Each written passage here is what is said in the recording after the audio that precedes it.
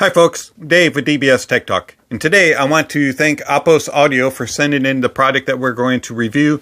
Apos Audio is a fantastic company to make purchases from if you're looking for audio gear, and they also do price matching and all kinds of other good stuff. So check out the affiliate link down below. But just because it's an affiliate link does not mean that Apos Audio has influenced this review in any way, shape, or form.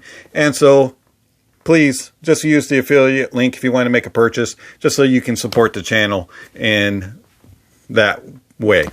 And Apos Audio, thank you very much for sending it over, and thank you very much for allowing me just to be honest in this review. Okay, so the Topping E30 comes in a very standard topping box. If you've gotten anything else from it, very white, and just lifts up. You get some paperwork, a little bit of foam, a little paper, plastic, and your gear will be in there. Nothing spectacular whatsoever about the packaging. Very straightforward, very simple. I love it. Awesome. All right, so let me get to the other side here.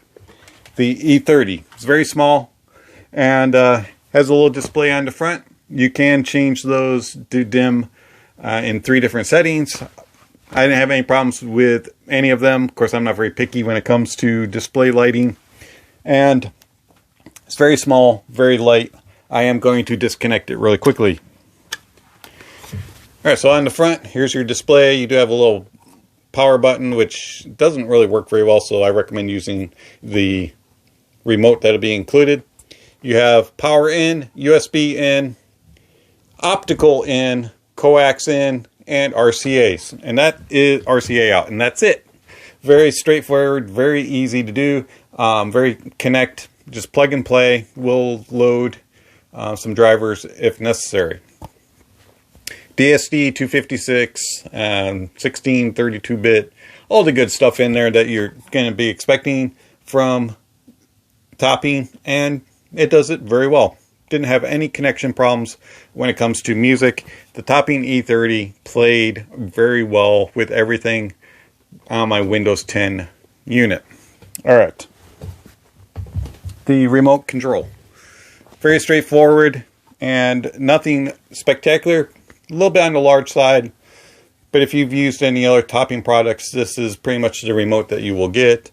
Same thing with SMSL. Looks very standard. You have your power button, mute button, your menu buttons, volume up and down, how to control your line out, headphone, filters. It does have different filters, has your mode change, auto, and then how you can change your lighting. It's a very straightforward, easy device to use. For the price point, I'm very content. You just plug it in, it takes a moment to start up, and then boom, there you go. It will tell you what kind of file you're getting in, PCM, all that kind of stuff.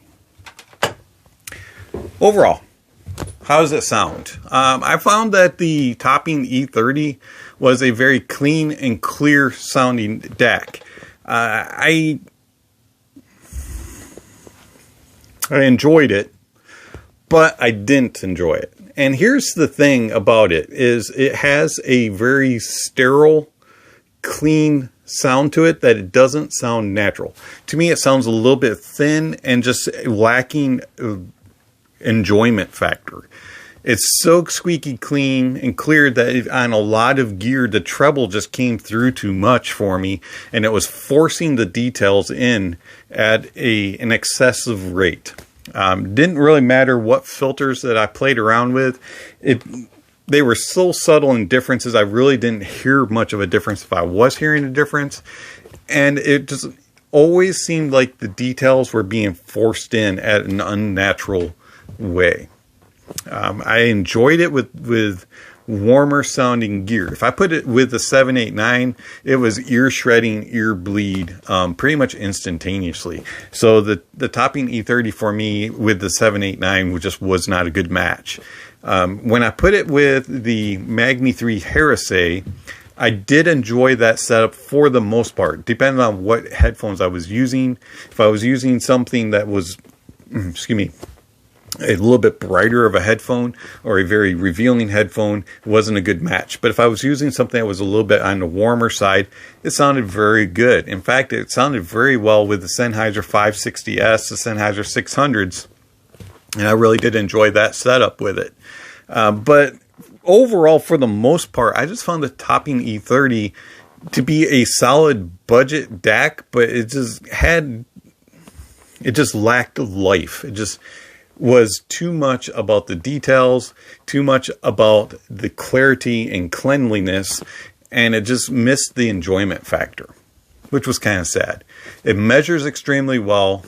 It's a very well put together DAC. It has a nice build quality, feels durable, looks nice, has that display on it, and all kinds of other things about it. It does very good as far as everything that it offers, as far as music bit rates and all of that. But to me, it just misses on the actual presentation. I wish that it had a slightly warmer tone to it. Not like overly warm. I'm not talking super thick sounding. Just enough to take those sharp edges off. And to sound a little bit more natural. To me, it just doesn't sound tonally correct. It sounds enhanced and boosted. And if you like that sound signature, I totally understand. But for me, that's not for me. I'm sorry. I like the Topping E30. I think it's a good budget price. It's just not for me. This has been Dave with DBS Tech Talk. Thank you for watching, and I'll catch you on the next video. Speaking of next videos, check out the links down below for gear that was used to review the Topping E30, music playlists that were used, also for ways that you can connect with me and contact me and support the channel, all kinds of good stuff. Check out the links down below. Apos Audio, thank you for sending the Topping E30 over for review. Do greatly appreciate it. Don't forget to check out that affiliate link, and I'll catch you all next time.